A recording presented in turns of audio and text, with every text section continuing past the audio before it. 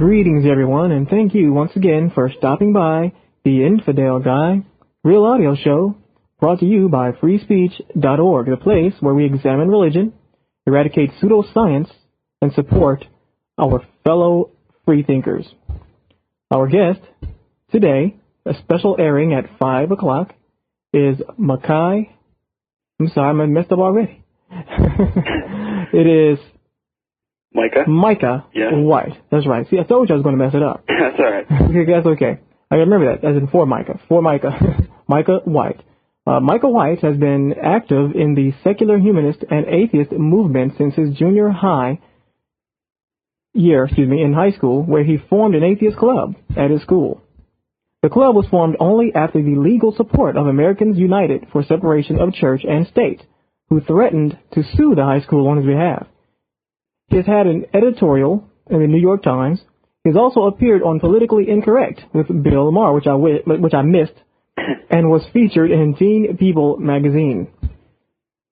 Micah is now a freshman at Swarthmore College and the current president of the Campus Freethought Alliance, an organization that forms and sustains college freethought groups across the country. Welcome to the show, Micah. Thank you so much for having me. No problem at all. I see you've been pretty busy. When did you begin this crusade, so to speak? Well, it literally started in my junior year of high school, but I guess it began in ninth grade when I started reading philosophy, having discussions with my brother about whether or not God existed and whatnot, and then coming to the conclusion that I really didn't think that he did exist, he or she existed, and from there realizing that, well, once I moved to Michigan, and there's this whole school of people that, think completely different than me, and they are pretty radical in their Christian faith, that I should probably do something to help the other atheists like myself at that school, and to do that I decided to form a high school atheist club. So. That's interesting, and wow, just from reading books? Yeah, it was from reading books mainly. I mean, it seems pretty clear to me that he doesn't logically exist. So, and in that sense, I think that even if he did exist, it wouldn't be necessary to believe in him because the morality or ethical system can be derived from the experience of humanity. But so I guess, and I also saw the importance of exposing students that were interested into it, giving them a different viewpoint about religion. Because there may have been students in my school that were interested in, not necessarily interested in critiques of religion, but had nowhere to go. So to provide an easy place after school where they could just come in and talk about it was another one of my main objectives. Were you a theist before, or do you think maybe you were just always a free thinker? No, I was a very liberal Catholic for a period. Well, I wasn't very religious. I didn't go to church very often at all. But I was raised Catholic. I went to Sunday school and stuff like that. My mom's non-religious, and my dad's a pretty liberal Catholic. So religion never really played a part in my life, and therefore I guess it was easier to examine it without feeling strong emotional ties. I wasn't taking a part of myself away by questioning this belief, Well, I'm curious. How did your dad feel about your movement toward reason? He just thinks that he trusts that I'll do the right thing. I think that he doesn't really doubt that if I'm a good person, I'll still go to heaven. So to him, it's a way to rationalize it, I think. But he also, he went to college and studied comparative religion, so he understands that there is reasons why one wouldn't choose to believe, or one wouldn't see validity in a belief in God. I think that he's just a very liberal Catholic, so to him it's not really a big deal, and I think that he thinks as long as I live a good life, then it's not really an important belief. So he supports. Both my parents support. And how do you identify yourself if an individual asks you what do you believe in? Well, I would say that I would identify as a secular humanist. Okay. Someone that has an ethical system based on experience of humanity and love of each other. But I think that more importantly, I do like to use the word atheist. There's a lot of people that shy away from using the word, but I think it's important because it's not necessarily a negative thing. I think it does define oneself particularly well, because if you're an atheist, you're probably, I mean, it doesn't clearly set out what you're going to be, but it gives some clue as to, I know what you mean. You're a materialist probably, you don't really believe in the supernatural. Right. It's not ambiguous. I mean, pretty much when you tell someone you're an atheist, they know right then and there you don't believe in God. Right. It's clearly stating, and I think that, like, it's important. I most commonly use the word atheist, and my club was named the Atheist Club.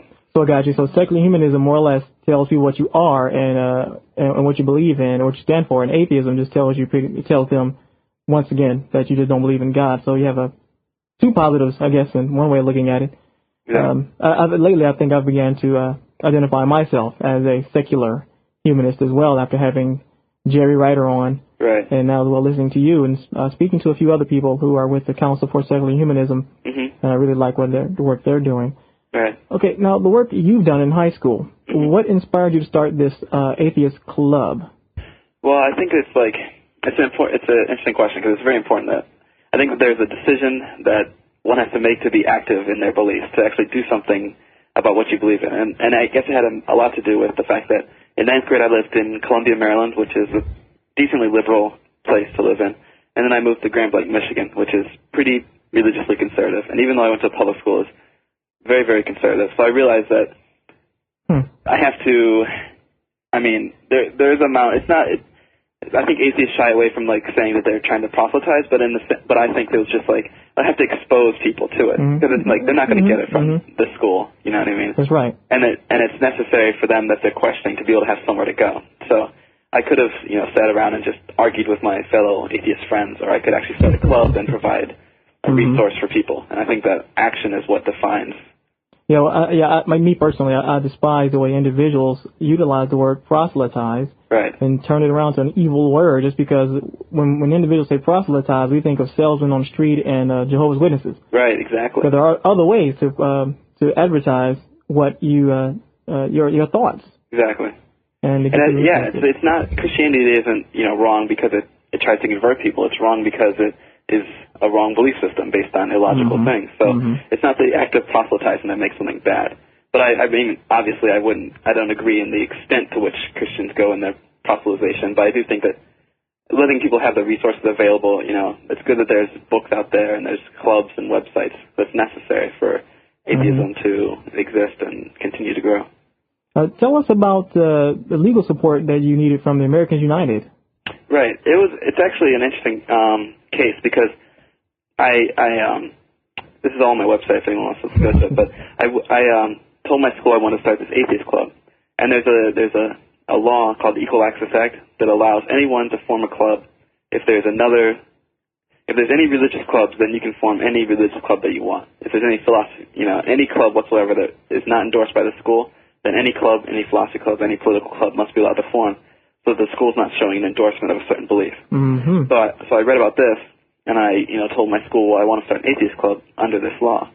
And they said no. They didn't really care about the law. And they said that I needed a teacher sponsor, which, if anyone's, attended public school in a very conservative place, that'd be hard to do. Right. There's going to be no teacher who wants to put his name down as, like, I support this club.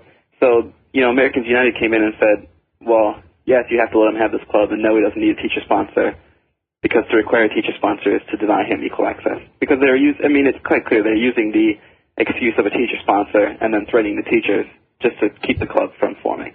So Americans United, without their help, I wouldn't have been able to form the club. And they threatened to sue my school in 2 letters that they sent. And after the second letter, the school backed down and gave me the club. Where were your biology teachers in all of this? Were they all believers as well, or? Well, I think that people just don't want to pick sides. It was definitely an interesting 2 years because there was always teachers who were like, secretly like, oh, I really agree with what you're doing, and on the other side they would just be completely unwilling to say that publicly.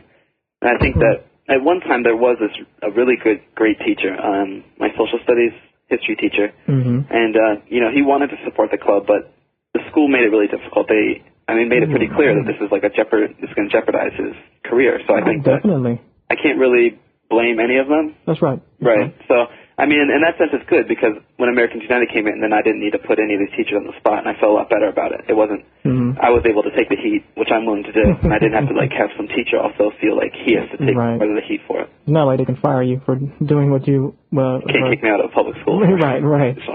What exactly did they do? Did they just prepare a formal letter, or Did Americans United? Yes. Yeah, it actually was pretty simple. They wrote one letter detailing our legal argument, and then the school responded to that, and then they further researched it and further refined it and just sent another letter saying, you have 2 weeks, otherwise we're willing to go to court for this, and they backed down. So I think it was just having someone show that they understood the law better than my school, and my school wasn't willing to invest the money in defending this. So. Okay. Well, be advised as you speak. There are actually many of my listeners are individuals in college and in high school that want to start a group and who are having some flack right now. So it's very good to hear you mention that there is some recourse. I mean, that there is something that they can do. Definitely. I think that anyone that's having trouble in this area, I mean, they can contact Americans United. It's definitely, if you go to a public school, like a public high school or a state university, it's a very clear-cut issue that you have to be allowed to form these clubs. And especially if you go to a university, I mean, it's clear because there's over 70 college groups right now that are atheist. So just based on that fact, it's obvious that it is allowed by the law. So any school that's denying that is just going against the law. So, Americans United, whose website is www.au.org, definitely can help out a lot. So. Does that vary from state to state as far as you know, or? No, because the Equal Access Act is a federal law, so it should apply to everyone. That if you have a club, then you have to have all clubs. And I think it's like a couple of years ago, one school got around this by there was like a gay club that wanted to form, so they got rid of all non-school sponsored clubs. Because the important thing is that they have to have a non-school sponsored club. Like in my school, they had a Bible study, which is non-school sponsored, but meets at the school, has a teacher advisor. So if you have one of those, then you have to have any other club. And it's a difficult thing to try to prove because schools don't want to really listen. But if you push, then yes, the law is on your side. You mean to tell me there are actually organizations out there who have decided to totally just eradicate all of their clubs just because they don't want to have one club to gain access to the school or perform in the school? Yeah, that actually happened. I don't remember what state it was. It was like 2 years ago, and I remember that it was because a gay club wanted to form, and to get around that, they just said, well, there's going to be no other clubs. It's a very disgusting way of doing it, but I don't think that's very common because I'm sure most students would see that that's kind of unfair. But it does happen, I'm sure, in like the most conservative places.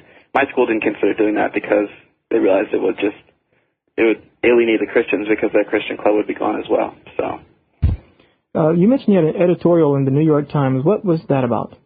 Well, it occurred last year during the Columbine whole thing and how atheists were being sort of blamed for the violence. It was sort of seen as an atheist issue. So I wrote an editorial that kind of talked about how it's not necessarily the atheists who are discriminating against Christians, but instead Christians who are discriminating against atheists, and how atheists aren't bad people, how there's many atheists in our schools other than those that commit, murderous acts like the students at Columbine. So it was mainly just to try to give a different perception of atheists out there. And I was really surprised that the New York Times picked it up because I ended up, I submitted to maybe 50 plus papers, and that was funny. It was the only paper that picked it up. But after they picked it up, other papers syndicated it. So it was kind of like, it's an interesting thing. It was like, you just had to get one paper to pick it up, and then hopefully others will syndicate it. But I was quite lucky to have that printed. Wow. And that's great. I know I had a few words to say about that myself. As soon as that, I read something today, as a matter of fact, in which an individual once again is blaming church burning on immoral atheists. Right. And it's just amazing. You also appeared on Bill Maher's show? Yeah. And that was, I think once you make, the initial public break or whatever, the media likes to follow up. So after the New York Times thing, I had a couple radio show appearances, and then Politically Incorrect heard about it because they were doing a special teen series of shows. I don't know if anyone remembers this from last year. It was August of last year. They were doing 5 different episodes with teens on them every Friday during the summer, and they decided to have me and another Christian student who actually almost sued the school over them not allowing him to proselytize or say remarks about God in his valedictorian speech. So Yeah, they flew me down there. It was funny because they flew me down there only 2 hours before the show, and they fly you right back. So after you sleep at night, but it was very fun actually, and it was an interesting experience just because I got to meet Bill Maher and see how that whole world works. Yeah, I've always considered him more of he claims he's a religious type, but he has, the way he speaks and the way he analyzes things is more of a free thinker, I've always thought. Oh, definitely. I think when I was on the show, I mean, he was definitely on the side of free thinking, and he didn't see the value in a valedictorian speech at all. I think he's definitely a free thinker. I don't know, I'm sure he doesn't want to come out as an atheist or whatever, but I'm sure if he has religious belief, it's not very strong. Just from what I have read on his show or heard him say, he seems like a real libertarian, but he definitely does not slant towards unquestioned belief of anything, I don't think. Right. Every show I've seen, I've been quite impressed. Yeah. With him, and who knows? Maybe I'll end up on the show. No, they wouldn't want me on the show. No. Okay. You also say here you were featured in Teen People magazine. Right. And what was this about? Well, there's always it's funny once you make one media appearance, they follow one after another. So they were doing an issue about students' rights, and the question of school prayer came up in one of the students' rights they're covering. And so they talked about, or they had maybe a quarter page about my appearance on Politically Incorrect, along with the Christian students' appearance on Politically Incorrect, and just covering the issue, because I think it is one that students are interested in, because there's a lot of people that don't understand why why school prayer isn't allowed. They think it's a freedom of religion issue versus more important than a church-state separation issue. They don't really understand why there's church-state separation. So I think it's that's one issue that atheists and non-atheists can really unite behind. Americans United is not at all an atheist organization. The president of it, the leader, is a pastor. But but church-state separation is an issue that everyone can realize benefits us all. It's something that even Christians should support. So the article just dealt with that, and kind of just got both sides of it. It was a good article. Yeah. That's great. For those of you just coming in, we're with Micah. So I did it again. Micah. I caught myself that time. We're with Micah White, and he's the current president of the Campus Freethought Alliance. Prayer in school, as we were just talking about. Explain to our listeners exactly what is that issue. I have a few theistic people that come in and listen and explain the issue of prayer in school, and has it really been taken out? Right. It's an interesting question, because I think that people don't realize that the issue is not as clear-cut as the Christians like to say. They like to say, prayer has been taken out of our schools and stripped out of our schools, or whatever. They use these strong words as if as soon as you pray, the teacher comes and cuts off your hands or something. But it's more like an issue that you're not allowed to proselytize people at school. I mean, you can't use. It's twofold. Students are allowed to pray. This is as far as my understanding. You're allowed to pray quietly. How can anyone stop you from praying, obviously? And you can pray before your meals or whatever, at lunch or whatever, stuff like that. And in fact, you can, I'm sure, read your Bible. And there's many kids at my school who sit around reading the Bible in their spare time. The difference is when you turn your religiosity and then you use a time period where, I have to go to school, others have to go to school, and you start, preaching in the halls or using football games as time to proselytize, convert, and that's when it becomes an issue of you're using, a time period that isn't supposed to be religious. It's supposed to be a time for learning, not a time for conversion. It's not really, you see, it's not about religious expression, because I think that it doesn't stop anyone from expressing their religion at all. If you want to pray, you can pray. The difference is it stops everyone from going around and trying to convert. But it's also the issue of schools cannot endorse particular religions. At my school, they had a Protestant Bible study group. And if, for example, not even to look at it from an atheist perspective, but what if a Catholic had come up and said, I want to start a group, and the principal happened to be a Protestant, he was like, no, I don't want you to start one. That would be an example of them supporting Protestant belief over Catholic belief.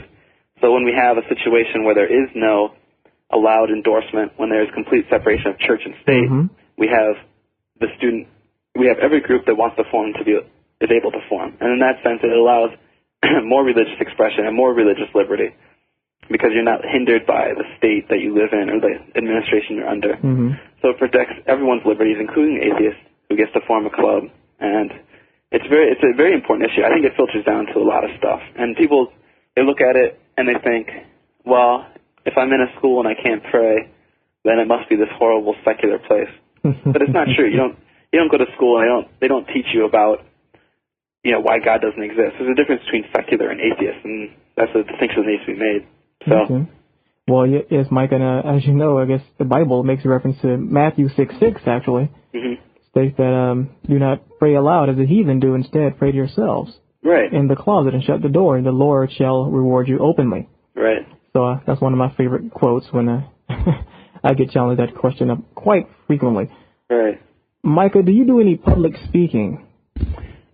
Actually, I do a little bit. I'm pretty active with the Council for Secular Humanism, and I've spoken at their conferences. I've spoken at the Freedom from Religion conference, but other than that, not really. Okay. What about debates? Debates. Right. Have you participated in any debates? I have not participated in any debates as of yet. No. Oh, okay. You look forward to it, or it'll be an experience? I know that. Well, I don't know. I think that debates are important.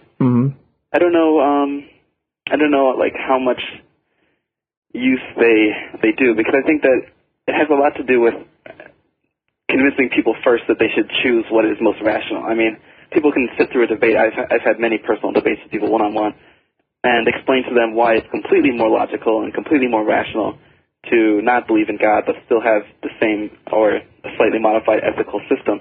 And then they'll just walk away saying, well, I choose not to. So, I mean, I think that if everyone walks into a debate believing that they're going to choose which side is more logically laid out, then, yes, I would be a lot more willing to do debates. But if it's just like an experimentation in, That is true. I've noticed that as well. Individuals go in, they already have this notion already of who's going to win anyway. Right. And pretty much, especially in dealing with many closed-minded fundamentalist types, their mind's already made up. Right. As far as they already know, I'm not going to change. I'm open-minded, but I'm not going to change.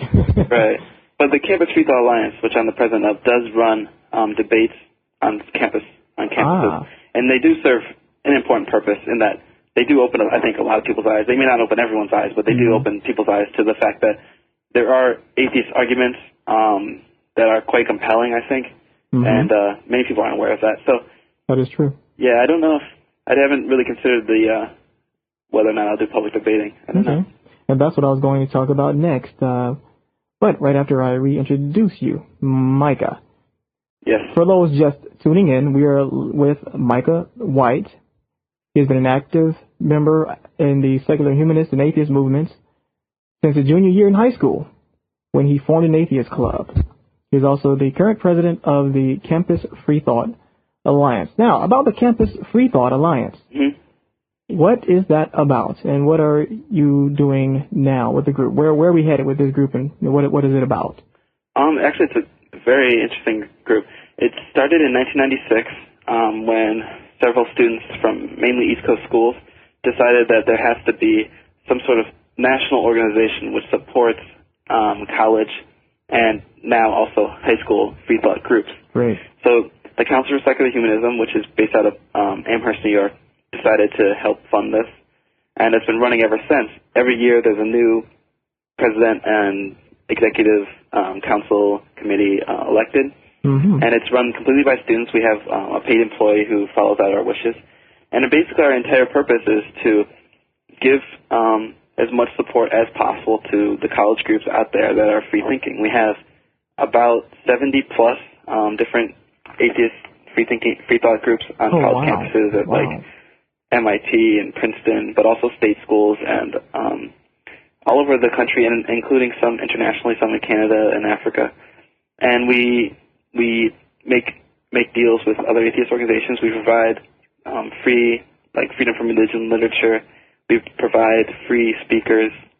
We provide free books, free videotapes, whatever they need. And the main thing is that we realize that the college is where it's at. If you go to a lot of these atheist conferences, which I've been to quite a few in the last 2 years, you notice that the average age is like 50 plus, and the next generation is the generation that's going to make it count, because these people are getting old and they can't really maintain the movement.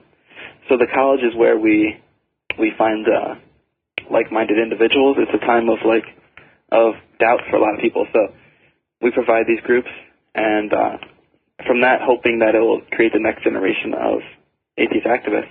And I think it's pretty effective. It's also a place just where students can leave their highly religious environment or whatever, and they go to a different school, and maybe they're atheists the whole entire time through high school, but they get to college and they realize that they are finally in a place where they can talk openly about their religious beliefs without being criticized, and at the same time they have issues they want to talk about how they were treated or something, and that's what it helps. It's also like a support group. There's a lot of kids that, I remember in high school I went through some bad things, and if there wasn't organizations out there like the Council for Secular Humanism or like-minded people I could talk to about my problems or whatever, I would be doing a lot worse. So when they get to college, I hope that in every college in the country, in the next decade or something, there would be a group where they can share their experiences and hopefully help other people that have the same experiences. So it's a very important thing, and we're growing. It's only been 4 years, but I think every year we gain at least a dozen plus groups. So it has a lot to do with it. Wow, that's phenomenal. Yeah, it's great. It's very exciting. I think that if people want to get involved, they should just go to our website. We have, and it's another interesting thing, is that we've started to maintain this database of contacts. When there's people that contact us from schools and they're like, I'd like to form a group here, but I don't really know if there's anyone else here that's an atheist. Well, we already have a database, and if we know someone else from that school who is an atheist, we can get you guys in touch. Or we can even, get surrounding schools that might have students in touch with you to help you out. So it's definitely a thing that anyone that is remotely interested in whether or not there's someone else at their school who's an atheist should go to our website and sign up, and we'll love to let you know. Yes. And that's great. I believe 3.5 to maybe 4 years ago, maybe 3 years ago, I discovered the campus, the CFA. And at the time I was attending a Catholic school. So, so that was interesting. But a friend of mine was attending Georgia State University, and we contacted the CFA. And I still have some material, actually, on how to start a group. So what I'm doing now, you don't have any groups in Atlanta, do you? I can't tell you off the top of my head. I don't know. I don't think you do. But get back with me on that after the show. And I would like to find out what I've been doing. I'm trying to assist. And I've received some materials from American Atheist, Freedom from Religion Foundation, and I have meetings over here at the house. Sometimes we look at videos pertaining to Freethought, and I'm trying to get some high school students more involved in Freethought. I still feel like a kid myself. Yeah. So, in speaking of me finding the CFA through the internet, how powerful has the internet been an impact on what you're trying to do? The internet is where it's at, I think. I mean, you can type in the word atheist and you can get all these sites. It's a wonderful, wonderful thing. I go to Swarthmore College. It has a pretty good library. I search for the word atheist. I might find 1 or 2 books. Not so great, But if I go on the internet, I can search for atheists and find so many different resources that are written clearly, understandably, by people in the same situation. It's definitely been something that has allowed our group to really flourish. It's the thing that, in fact, our governing board is from students all over the country, and the way we correspond is through the internet. Without the internet, there would probably be no CFA. It's a wonderful thing. It's also the best way, I think, that people can get information out about what they're going through. I used the internet to run my high school atheist club site for 2 years, and I got a lot of emails, a lot of visits. So it's definitely something that even if individuals are simply atheists and they don't really have an organization, they should start a website about it, because it definitely helps. So, unfortunately, it's a good way to spread pseudoscience and urban legends too. the internet has been and it's been good and bad. But I think that there's always going to be weird sites. Yeah, no matter what medium you. Right. It's interesting though, because I don't think you can go to the library and get a book about some weird pseudoscience. But then again, you can go to the internet and read detailed, seemingly scientific evidence for why, magnetic bracelets are going to cure you or something. Right. But in the same sense, there's also, skeptic websites. That's what I was going to ask you. Do you consider yourself a skeptic as well? Oh, definitely. I think it goes hand in hand with free thinking. I would think so. Yeah, I think that it's interesting because, I don't really know all about, I'm only a freshman in college. I have no idea all about the different issues of what works, what doesn't, magnetic bracelets.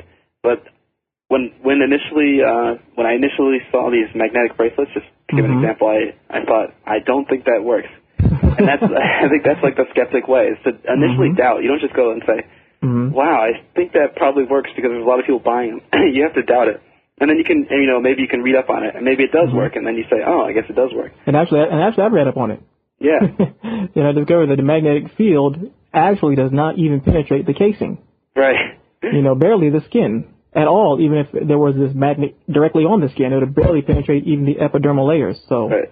I thought that was pretty interesting. So there you go. It doesn't work. It doesn't work at all. And it costs like $30 or something. So it just saved everyone money. Right. It's amazing what people will buy and what people fall for. Maybe I can send you a copy of my Dial a Psychic article in which I was a psychic for some time for the Psychic Network. Oh, really? Yeah, and I think you'll find it pretty interesting. Yeah, that is interesting. Well, what are some of your favorite authors and some of the books that you've read that maybe some of our young freethinkers out there and even older freethinkers could read? Do you think that could stimulate them intellectually? What are some of the first books you read that you think led you to reason?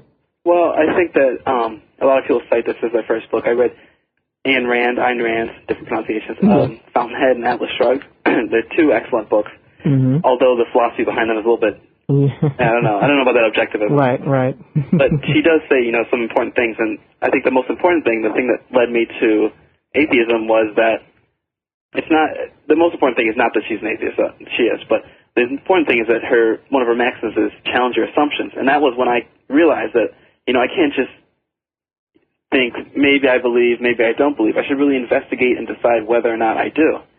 And of course, always be willing to change your opinion, but at the same time, you have to make a decision. So definitely Fountainhead and Atlas Shrugged I thought was excellent books.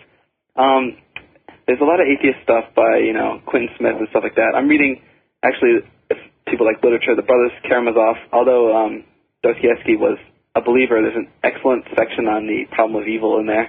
If anyone wants to read like a non-atheist book, but just a great literature book. So I don't know, there's a lot of stuff. I think a lot of it has to do with also just like skepticism stuff.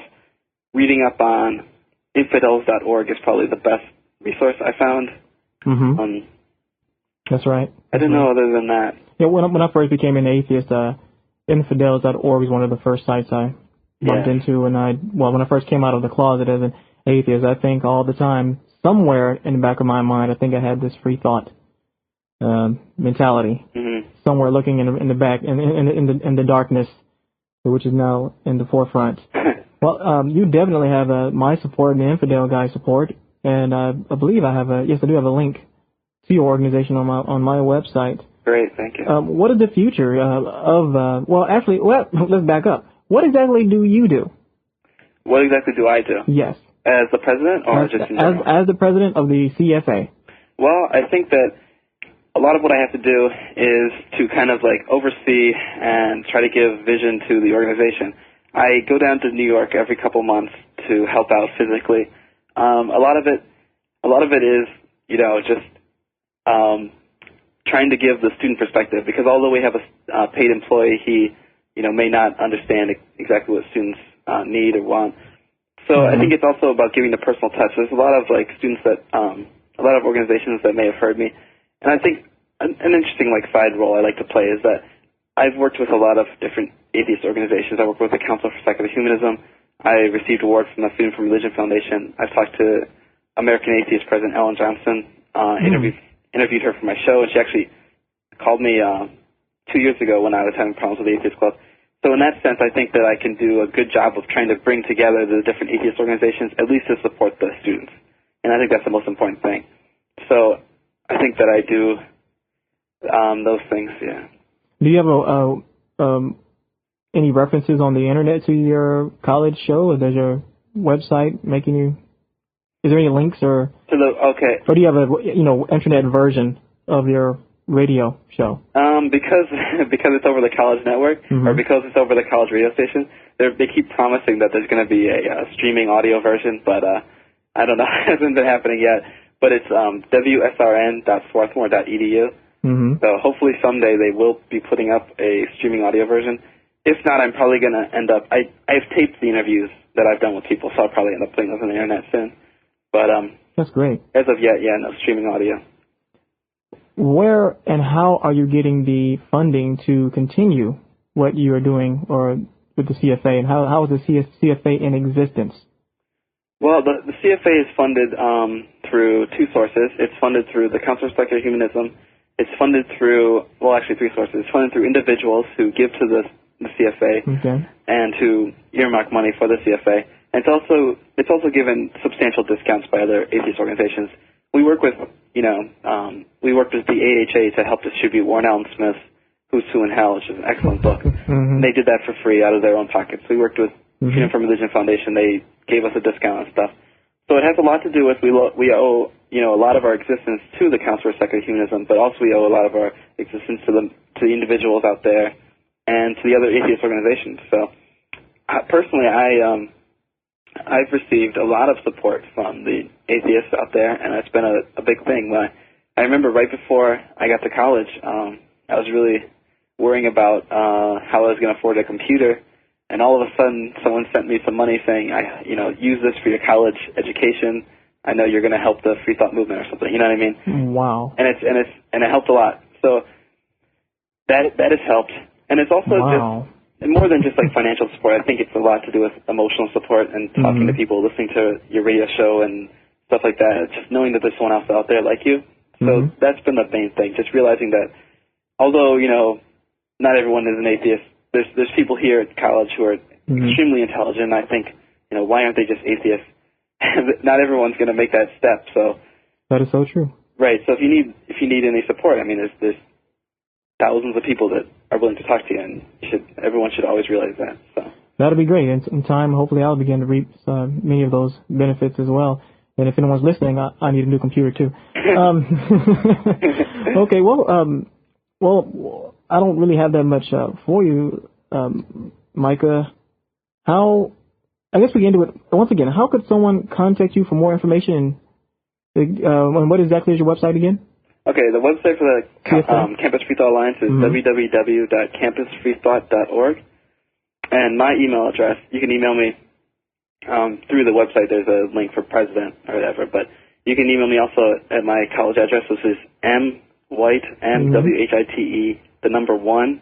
So mwhite1 at Swarthmore, SWARTHMORE.edu. And but I think that the most important thing is to contact the Council for Secular Humanism, or the Campus Freethought Alliance, or if you're interested in the Council for Secular Humanism, who publishes some good magazines, by the way, Free Inquiry and Skeptical Inquiry, if your listeners haven't heard of those. And just to get in touch and start thinking what I can do. I think it's all about action. I mean, I think that a lot of atheists suffer from the preaching to the choir syndrome. A lot of talk amongst themselves, and they got to start doing something.